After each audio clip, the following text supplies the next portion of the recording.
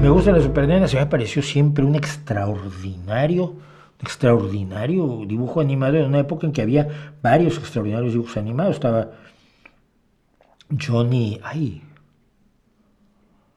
estaba, ¿cómo se llama? Jack, el Samurai Jack, parece una de las grandes cosas que se hicieron en su momento. Estaba el del agua, el maestro del agua.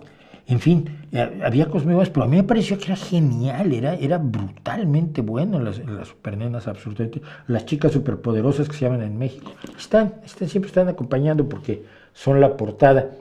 Y preguntarán ustedes por qué son la portada del libro. Pues son la portada del libro porque fue la última serie de dibujos animados que salió con eh, con el sello de los estudios Hanna-Barbera. No se volvió a producir nunca nada más bajo Hanna-Barbera, que fue comprado por Cartoon Network y luego no sé ahora quién tiene los derechos de todo el trabajo de Hanna-Barbera.